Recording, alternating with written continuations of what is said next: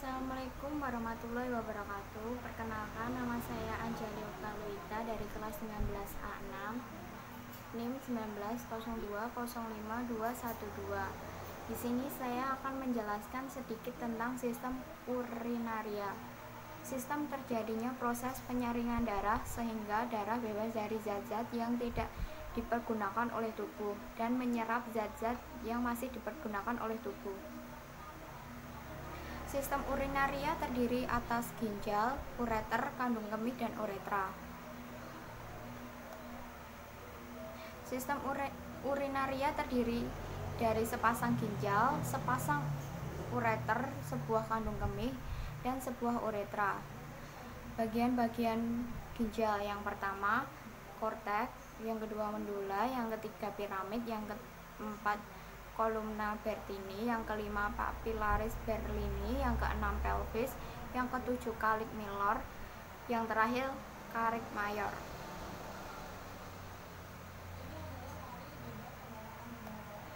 Manusia memiliki sepasang ginjal di belakang perut atau abdomen, dan ginjal terletak di kanan dan kiri tulang belakang di bawah hati dan limpa. Di bagian atas ginjal terdapat kelenjar adrenal atau kelenjar suprarenal. Ginjal kanan biasanya terletak sedikit di bawah ginjal kiri untuk memberikan tempat untuk hati. Sebagian dari bagian ginjal terlindungi oleh iga ke-11 dan ke-12. Kedua ginjal dibungkus oleh lapisan lemak yang membantu meredam goncangan. Bentuk ginjal seperti kacang, permukaan atas dan bawah serta pinggir korteks ginjal berbentuk konveks, sedangkan pinggiran medialnya berbentuk konkav karena adanya hilus. Hilus adalah tempat arteri pulmonalis, vena, bronkus, dan saluran limfa masuk ke paru-paru. Fungsi ginjal sendiri yaitu mengeluarkan zat sisa organik, mengatur konsentrasi ion-ion penting, mengatur keseimbangan asam basa, mengatur produksi eritrosit, Yang selanjutnya fisiologi ginjal. 1. Mengatur volume air atau cairan dalam tubuh. Yang kedua, mengatur keseimbangan osmotik dan mempertahankan keseimbangan ion yang optimal dalam plasma atau keseimbangan elektrolit. Yang ketiga, mengatur keseimbangan asam basa cairan pada tubuh. Yang keempat, ekskresi sisa hasil metabolisme. Yang kelima, sistem hormonal dan metabolisme. Yang keenam, membentuk hormon hidroksi dan hidroksikolekalsiferol. Nah, sekarang saya akan menjelaskan tentang struktur ginjal. Yang pertama ada korteks ginjal atau korteks renalis. Yang kedua sumsum ginjal atau medula renalis. Nefron dibagi menjadi dua, yaitu nefron kortikalis dan nefron juxtamedularis.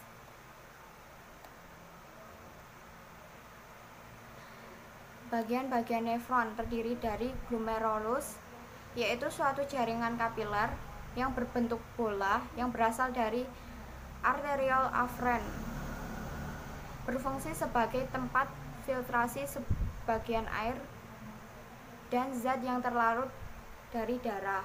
Yang kedua, kapsul Bowen, bagian dari tubulus yang melingkupi glomerulus untuk mengumpulkan cairan yang difiltrasi oleh kapiler glomerulus.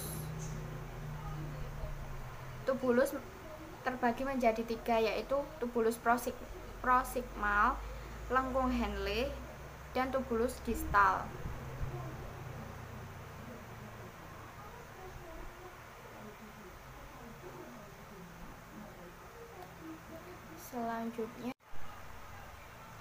Selanjutnya ureter.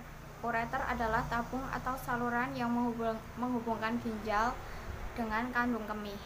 Ureter merupakan lanjutan pelvis renal menuju distal dan bermuara pada vesica urinaria. Panjangnya kira-kira 25 cm sampai 30 cm. terdiri dari dua bagian, yaitu pars abdominalis yang berada di dalam rongga abdomen dan pars pelvina di dalam rongga pelvis. Lapisan dinding ureter terdiri dari lapisan luar atau jaringan ikat atau fibrosa. Yang kedua, lapisan dalam atau otot polos. Lapisan dinding ureter terjadi gerakan peristaltik tiap 5 menit sekali yang mendorong urin melalui ureter. Yang ketiga, vesica urinaria disebut bladder atau kandung kemih, merupakan kantung berongga yang dapat direnggangkan dan volumenya dapat disesuaikan dengan mengubah status kontraktil otot polos di dindingnya. Vesica urinaria mempunyai 3 bagian, yaitu apex, corpus, dan fundus.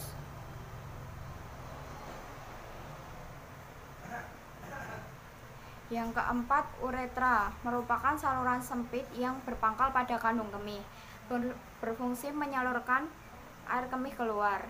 Dalam anatomi, uretra adalah saluran yang menghubungkan kantung kemih ke lingkungan luar tubuh. Pada pria, berfungsi juga dalam sistem reproduksi sebagai saluran pengeluaran air mani. Uretra pada wanita. Pada wanita, panjang uretra sekitar 2,5 sampai 4 cm dan terletak di antara klitoris dan permukaan vagina. Uretra pada pria. Pada pria, panjang uretra sekitar 20 cm dan berakhir pada akhir penis. Uretra pada pria dibagi menjadi 4, yaitu 1. Pars praprotaktika, yang kedua pars prostatica, yang ketiga pars membranosa, yang keempat pars spongiosa atau cavernosa.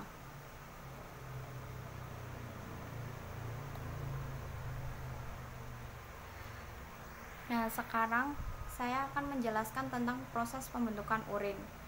Yang pertama, filtrasi, yaitu proses penyaringan zat sisa metabolisme yang dapat menjadi racun dalam tubuh. Terjadi di dalam glomerulus.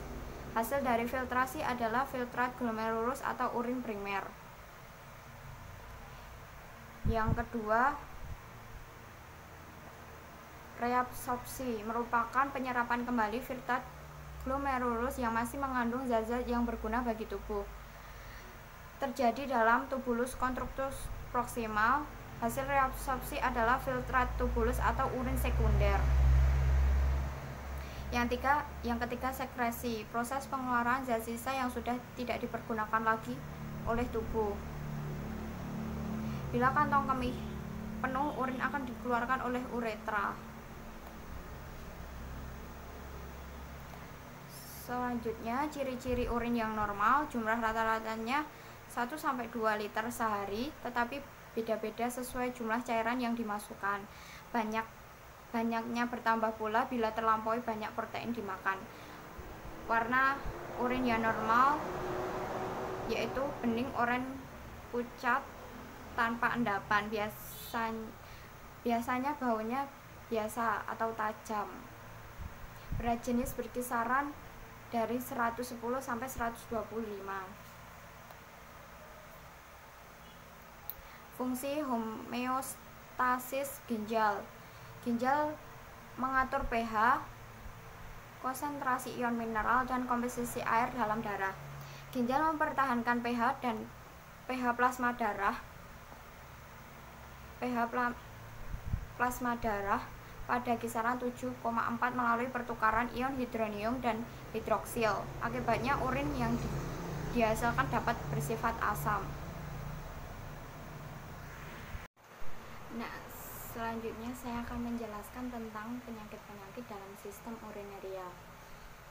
Yang pertama, glomerulonefritis, yaitu peradangan pada ginjal yang dimulai dari glomerulus dan ditandai dengan proteinuria dan hematuria, dapat berkembang menjadi gagal ginjal.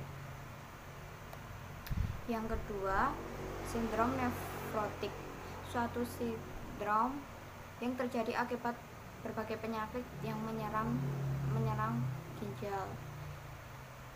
Yang ketiga, nefritis, yaitu peradangan yang ditandai dengan hematuria atau darah di dalam air kemih, dan kerusakan fungsi ginjal yang tergantung kepada jenis, lokasi, dan berat reaksi kekebalan. Yang keempat, gagal ginjal, penyakit di mana fungsi organ ginjal mengalami penurunan. Ginjal tidak mampu lagi bekerja sama sekali dalam hal penyaringan, pembuangan elektrolit di tubuh, menjaga keseimbangan cairan dan zat kimia tubuh seperti sodium dan kalium di dalam darah atau produksi urin.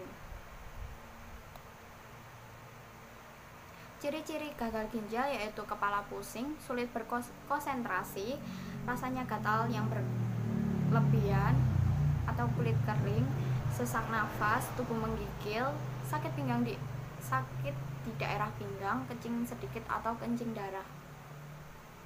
Yang kelima, pyelonefritis, yaitu infeksi bakteri pada salah satu atau kedua ginjal. Yang ketujuh, hidronefrosis, yaitu pengembungan ginjal akibat tekanan balik terhadap ginjal karena aliran air kemih tersumbat.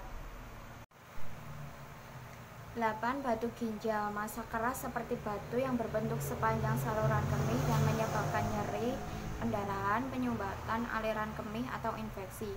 Batu ini terbentuk di dalam ginjal maupun di dalam kandung kemih.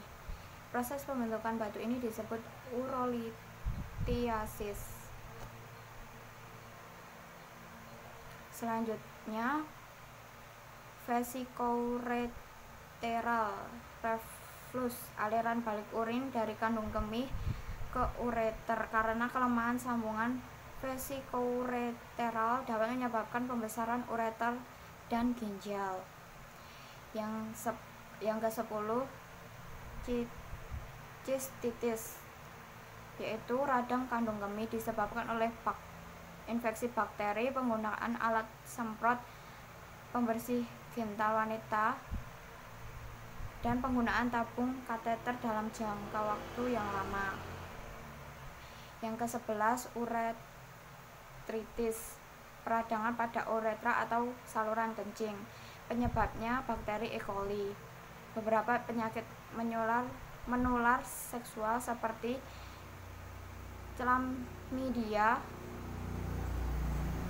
gonore, dan juga cedera bahan kimia atau pada alat kontrasepsi. Gejalanya ada darah pada urin, nyeri, demam, gatal, pembekakan pada penis atau daerah selangkangan, rasa sakit pada saat hubungan seksual. Selanjutnya, struktur uretra adalah penyempitan lumen atau saluran di dalam pembuluh uretra karena fibrosis terbentuk jaringan ikat pada dindingnya. Penyebabnya kelainan bawaan, infeksi, dan operasi.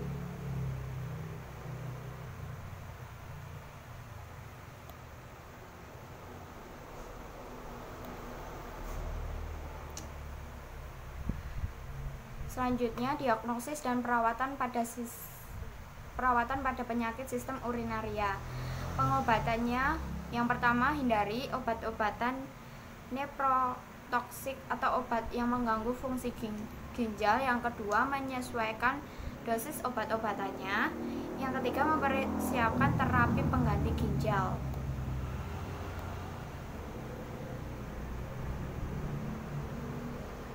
Nah, sekian yang bisa saya jelaskan. Apabila ada salah kata, saya minta maaf. Assalamualaikum warahmatullahi wabarakatuh.